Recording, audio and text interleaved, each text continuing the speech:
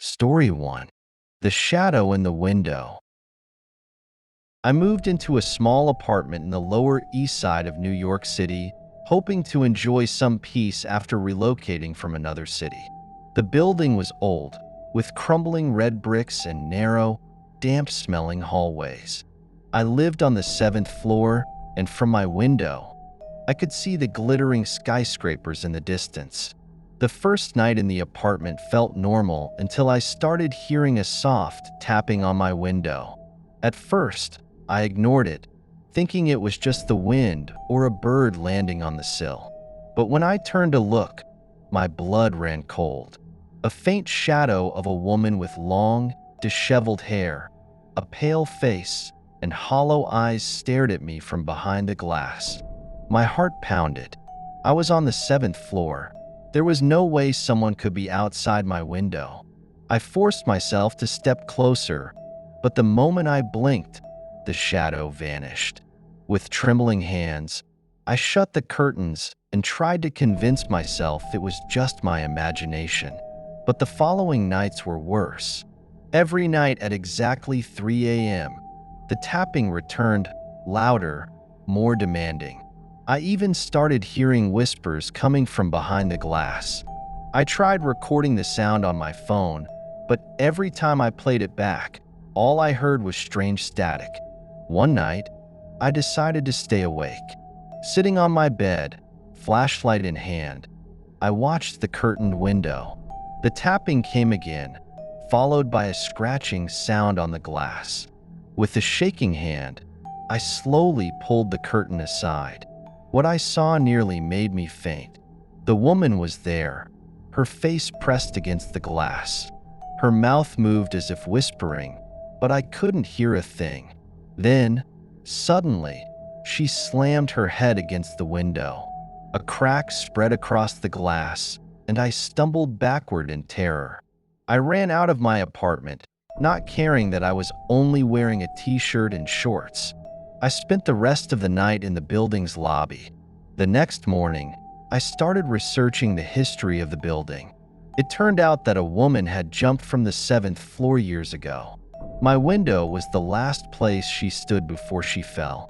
I didn't wait any longer. That same day, I packed my bags and left. To this day, I still wonder, was she just trying to scare me, or was she trying to take me with her? Story 2. The Whispering Apartment.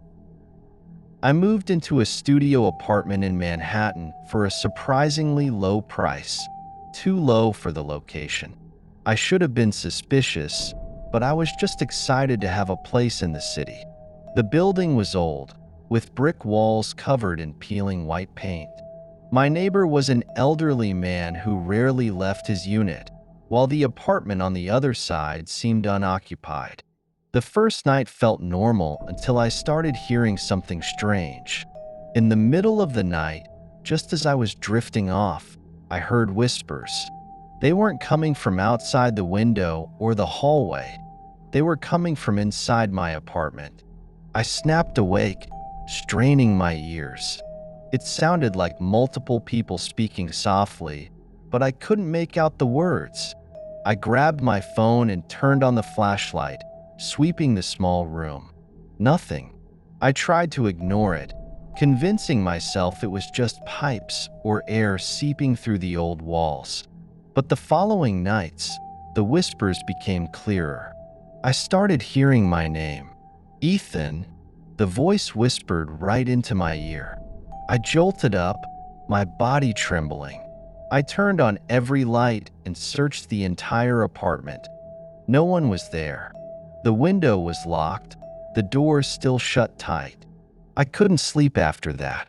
I sat in the corner of the room, clutching my phone, trying to find a logical explanation. Then, I saw something that made my blood run cold. My reflection in the mirror wasn't moving with me. I stared at the mirror, holding my breath. I raised my hand. My reflection didn't. I leaned forward slightly, and my reflection smiled. I ran out of the apartment, spending the rest of the night at a nearby coffee shop.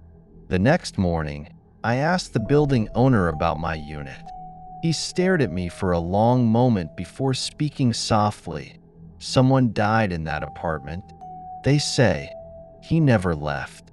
I never went back. I left all my belongings and found another place.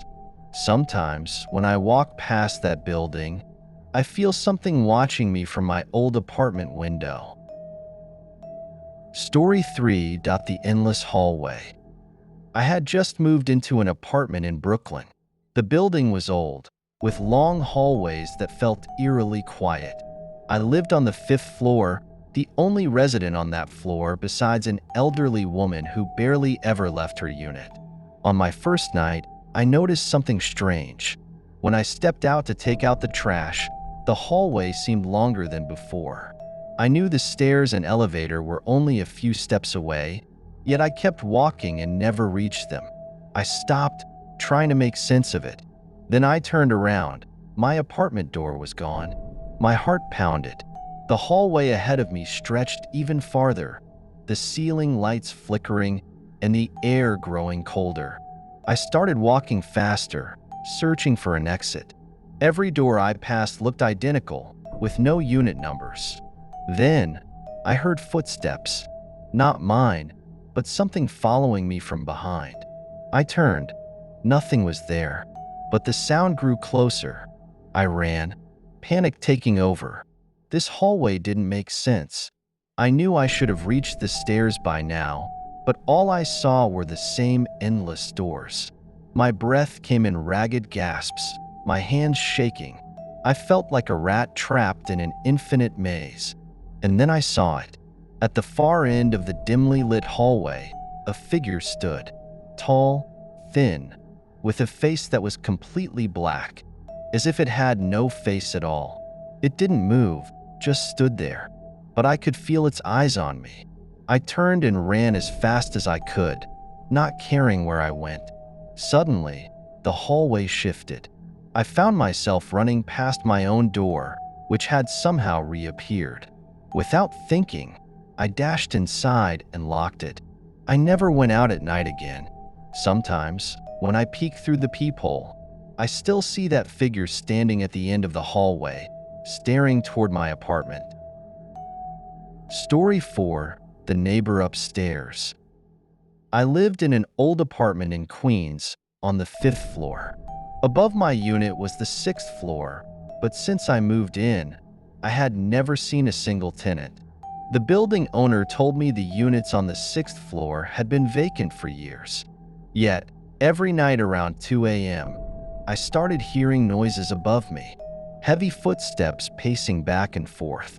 Sometimes, the sound of a chair scraping against the floor or something falling with a loud thud. I tried to ignore it, but each night, the sounds grew more frequent. One night, I decided to go up to the 6th floor and check for myself. I brought a flashlight because the hallway above was dark. No lights were on. The air there was colder than downstairs. I walked slowly, noticing the dust-covered doors, untouched for years. Then I heard it, breathing, right behind me. I froze. Slowly, I turned around, but the hallway was empty. My heart pounded as I looked at the floor. There were footprints in the dust, as if someone had just walked through the hallway. But the prints ended right behind me. I bolted down the stairs, ran into my apartment, and locked the door. That night, the noises from above were louder than ever, as if something on the 6th floor knew I had discovered it. Since that night, I always sleep with my headphones on. I don't want to hear the sounds from upstairs again. But sometimes, even with loud music blasting in my ears, I can still hear the footsteps right above me and the slow, steady breathing creeping closer. Story 5. The door that must not be opened. I lived in a small apartment in the Lower East Side, Manhattan. The building was ancient, with narrow hallways and creaky wooden stairs.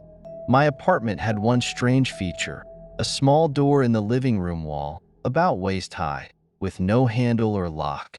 From the first time I saw it, I felt uneasy. I asked the building owner about it, but he just shook his head and said, "Never try to open it." I tried to ignore it, but every night, I heard noises coming from behind that door. Soft knocking, sometimes faint whispers, as if someone was speaking just on the other side of the wood. One night, my curiosity got the best of me. I grabbed a knife and began prying at the door's edges, trying to open it. The wood was old and brittle, and with some effort, I managed to pull it open. Behind the door was a narrow, pitch-black passageway. Cold air rushed out, carrying the scent of dampness and decay.